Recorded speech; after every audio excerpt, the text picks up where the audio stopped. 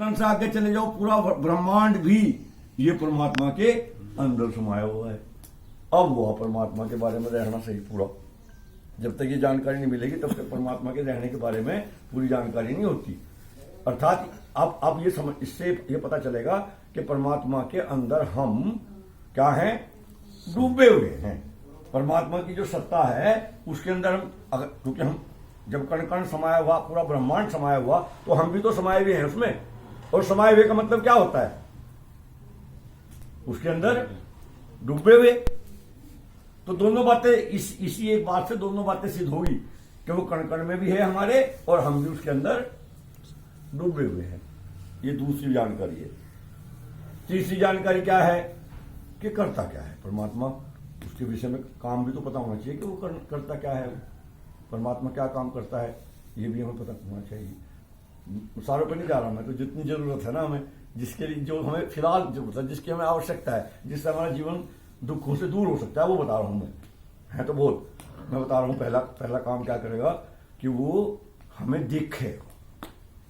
सबसे पहला काम क्या करता है परमात्मा, देखता है। क्योंकि क्या है, बहुत अभी तो मंत्र बोला, अभी हम सारा दिन बोल रहे हैं, सारा दिन करें, व्यवहार में नहीं लाते, बस वाणी में तो है हमारी पर व्यवहार में नहीं है। वो बोला अभी तत्चक्षु, अभी एक मंत्र हुआ है ना, शांति पाठ में आया, ओम तत्चक्षुर्देव हितम पुरस्था शुक्रम उच्चरत पश्चिम सर्दय सतम जीवेम सर्दय सतम शून्याम सर्दय सतम परब्रवाम सर्दय सतम अजीना शाम सर्दय सतम भूयश्च सर्दय सता। संध्या का मंत्र है, दोनों समय बोल रहे हैं हम इसे, संध्या करते हैं दोनों समय बोलते हैं। और इसमें सबसे पहले क्या है, तत् का मतलब आप परमात्मा चक्षु। अच्छा, चक्षु किसे कहते हैं, ये जो यजमान महोदय है ना, क्या नाम है आपका, गौरव। आप ये ना समझना कि भाई मेरी बड़ाई कर रहे तो कोई पतिंदे के पेड़े पे मत चढ़ जाना, सच्चाई बता रहा हूं मैं। जब इनके माता पिता से बात करते हैं ना, माता पिता से, अजी बस क्या करें जी, हवन में क्या हवन, बच्चे बैठते ही नहीं जी, बच्चे मानते ही नहीं जी, बच्चे करते ही नहीं जी, सारा दिन लट लियो फिर इनके पीछे सारा दिन। वजह ये नहीं है, वो कुछ आपका ऐसा नहीं, अहित नहीं चाह रहे हैं, हित चाहते हैं। वो चाहे जितने हैं उससे भी और ऊंचे हो जाए में। तो ऊंचा होने के लिए क्या करना पड़ेगा, क्या सिद्ध करना पड़ेगा, नीचा दिखाना पड़ेगा, नीचा नहीं, ऐसा नहीं करेगा। इनको ना, इनकी जो अच्छाई है उसको इनके सामने रखा करो, उससे इनको प्रोत्साहन मिलेगा। अहंकार नहीं पैदा होने का इनके अंदर, प्रोत्साहन मिलेगा। मैं एक दिन आया था इनसे, आपसे मिलने के लिए आया था, ये मुझे मिल गए वो। और मैं ज्यादा नहीं बस कह रहा, मैं ज्यादा नहीं कह रहा, थोड़ी सी बात मैं कह रहा हूं कि मैं जितनी देर मैंने इनसे बात करी ना, शास्त्री जी, इन्होंने मुझे, मतलब मैं सोच नहीं सकता, वो मेरी सोच से बहुत ऊंचे की बात थी।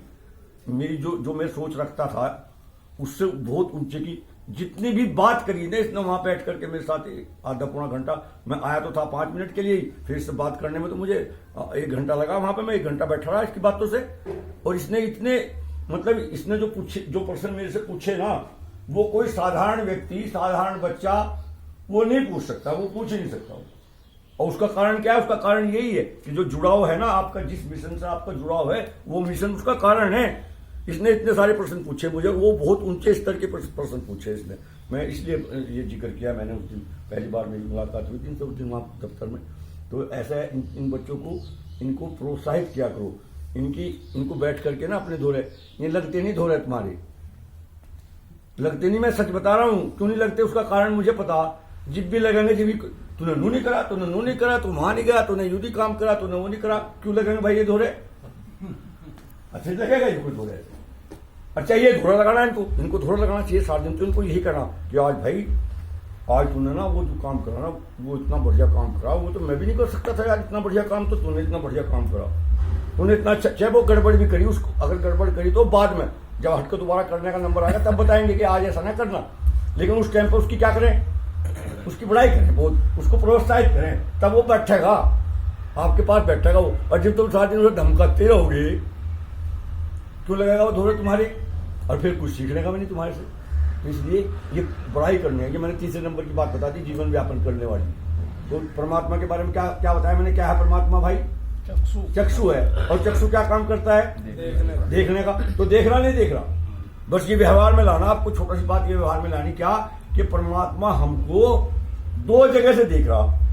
हमारी देखने वाली जगह कितनी है? दो ही हैं, दो ही हैं, एक हमारे बाहर और एक हमारे, तो वो दोनों तरफ से देख रहा हो।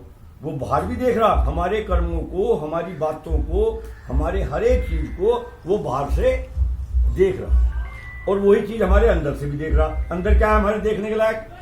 जो विचार उठा रहे हम जो अंदर से विचार उठा रहे हैं अपने शरीर के अंदर से, वो तो अंदर से ये विचार, तो उनको भी परमात्मा देख रहा। अर्थात ये सोचो कि हमारे विचार के स्तर तक परमात्मा हमको देख रहा है। ये दूसरी बात है जो परमात्मा के बारे में करने वाली है। फिर इसमें दूसरी बात, इस देखने में जो करने में है, एक तो क्या होता है, वो क्या है? चक्षु है, देख रहा। दूसरा क्या है? वो न्यायकारी है, वो न्यायकारी है। और किस स्तर का न्यायकारी है? कि वो स्वयं साक्षी है, उसे किसी की गवाही की जरूरत नहीं है। वो तो अपने आप जो देख रहा हो, आपके हर एक कर्मों को देख रहा है, तो आपके कर्मों को पूछने की जरूरत है क्या किसी को, भाई ने क्या करा? जो न्यायाधीश है उसे तो जरूरत है, क्योंकि जब आप कोई काम कर रहे थे अपराध, न्यायाधीश वहां था नहीं, तो इसलिए वो तो गवाह मांगेगा। लेकिन परमात्मा तो वहीं था उपस्थित जब कर रहे थे काम, तो उसने तो स्वयं साक्षी है, उसे गवाही की जरूरत नहीं है। तो इसलिए वो क्या करेगा? वो न्यायकारी है, वो न्याय करेगा। जो न्याय क्या करेगा? वो अच्छे कर्मों का फल सुख और बुरे कर्मों का फल दुख देगा। उससे हम बच नहीं सकते। उससे हमारे पास ही रहता है, हमारे अंदर है, बाहर है, हमको देख रहा है, हमारे कर्मों का फल देता है। ये उसकी ये जानकारी है। अच्छा, जब हमें पता है यजमान महोदय कि वो हमें देख रहा है, मेरे सारे कामों को देख रहा, और उसका फल देगा मुझे, और खराब काम का फल मुझे क्या देगा? दुख देगा। और चाहता तो हूं नहीं मैं दुख तो नहीं मैं चाहता, या चाहते हो? दुख नहीं चाहते, तो क्या करोगे? करोगे? बुरा काम करोगे क्या? अगर ये व्यवहार है कि भाई वो मुझे देख रहा और न्यायकारी है, मुझे दंड देगा, तो फिर करेंगे नहीं ना। इसी से ही बचना, बस यही तो बचना, यही जीवन है हमारा। जीवन में यही बचना। अगर ये किसी बात परमात्मा की जानकारी हमारे व्यवहार में आ जाए, तो फिर हम बुरे कर्मों से बच करके अच्छे कर्मों पर हम लगेंगे। अब मैं दूसरा विषय लेता हूँ, मैं ज्यादा नहीं, हमारे साथ आचार्य बैठे ये बता देंगे, मैं संक्षेप में कर रहा हूँ अपना काम। दूसरा विषय मैंने क्या बताया था, किस पे चर्चा करनी?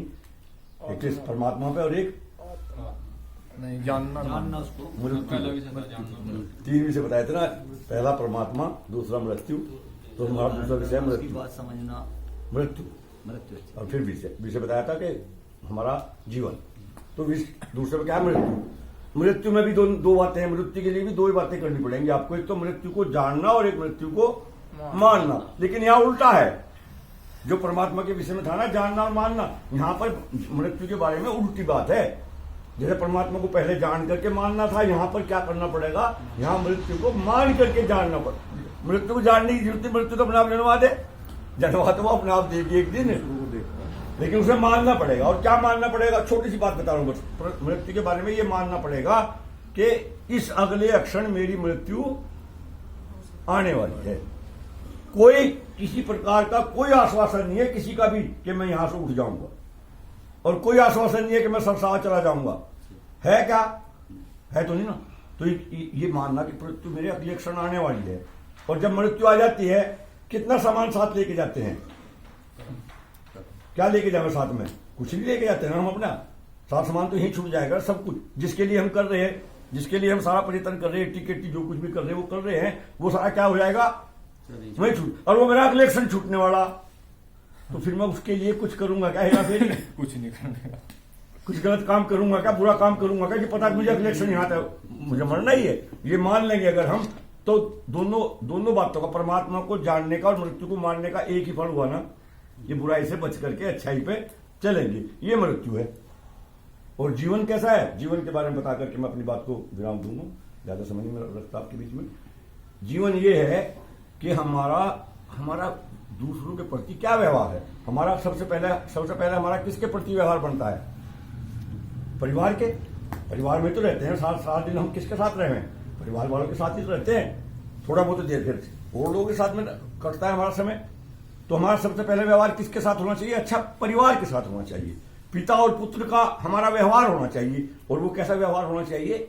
वो हमें अपने पिता की आज्ञाओं का पालन करना चाहिए। अपने पिता की आज्ञाओं का पालन करना चाहिए, उनकी आवश्यकताओं को पूर्ति करनी चाहिए, उनके अनुसार अपना जीवन हमें चलाना चाहिए। माता पिता की ये पहला कर्तव्य। फिर दूसरे नंबर पे कौन आते हैं? भाई बहन।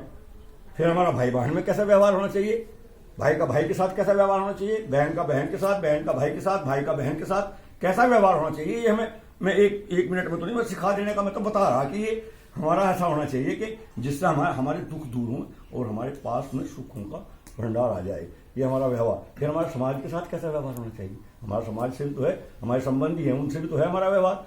हमने बिगाड़ सारा उनसे रखा, बिगाड़ हमारा घर में अन्यथा ना लेना। मेरी माँ ये नहीं कह रहा कि भाई आपका स्थिति है, ज्यादातर स्थिति यही है, हमारा घर में ऐसा व्यवहार हो रहा कि सांझ को जब घर आने का नंबर आवे तो जी नहीं करता आने को, वो तो बाहर है नहीं कुछ जुगाड़, कहां जाएगा, इस मजबूरी में आना पड़े, हन्नी जी करता नहीं, उसे पता है वहां से यहाँ लिस्ट तैयार है, जब तो इस तरह अच्छा अपना बाहर रहो जा, लेकिन रह कहाँ, फिर कहाँ जा, गुरुद्वारे में जाओ, मंदिर में जाओ, कहीं से जाना तो घर ही पड़ेगा। बहरहाल ये स्थिति हमारी हो रही है, समाज में हमारी ये स्थिति हो रही, समाज में भी फंसा चाहिए कोई, हम लड़ने को तैयार बैठे उसके साथ डंडा लेके, उसको लूंगी भाई हमारा क्या संबंध है, क्या रिश्तेदार है, कैसी है इसकी तो स्थिति, कब तक किस स्थिति में है ये, उसको नहीं हमें ध्यान, बस हमको अपना देखना कि हमारा कुछ भी हो जाए। इस तरह का व्यवहार हमें नहीं करना है। समाज में हमें कैसे रहना है, हम अपना व्यवसाय करते हैं, कोई दुकानदारी करता है, कोई सर्विस करता है, कोई कुछ करता है, उस सब में हमें अपना व्यवहार को अच्छा व्यवहार हमारे साथ अच्छा व्यवहार तभी होगा जब हम दूसरों के साथ अच्छा व्यवहार करेंगे। तो ये नियम बनाओ, यही धर्म है। धर्म भी तो यही कह रहा है, धर्म की कोई और बड़ी परिभाषा नहीं है। धर्म की सबसे छोटी और सबसे आसान परिभाषा यही है कि जैसा व्यवहार हम अपने लिए दूसरों से चाहते हैं वैसा ही व्यवहार हम उनके साथ करें, तब वो हमारे साथ वैसा व्यवहार करेगा। अब हम अपने लिए तो अच्छा चाहें कि हमारे साथ सब लोग कैसा व्यवहार करें, बढ़िया, और हम करें ना, तो नहीं संभव है, ये नहीं संभव है। इसलिए इन सारी चीजों को आपको जो मैंने मंत्र बोला था, वेदा हमें तम पुरुषम महांतम आदित्य वर्णम तम से परस्तात् तमे विदित्वात् मृत्यु मेति नान्य पंथा विद्यते न, ये मैंने उसका ही थोड़ा सा आपको सारांश बताया है कि पहले परमात्मा को जानना पड़ेगा, फिर हमें मृत्यु को जान करके मृत्यु से पार पाना पड़ेगा, और तभी जाकर के हम इस जीवन में सफल हो सकते हैं। इसके सिवा और कोई रास्ता है ही नहीं, इसके सिवा दुनिया में और कोई रास्ता नहीं है। आप लोगों ने बहुत तन्मयता से मेरी बातों को सुना, मैंने छोटी सी बातें आपके सामने रखी। आपका बहुत बहुत धन्यवाद। अपनी वाणी को जीवन विराम देता हूँ।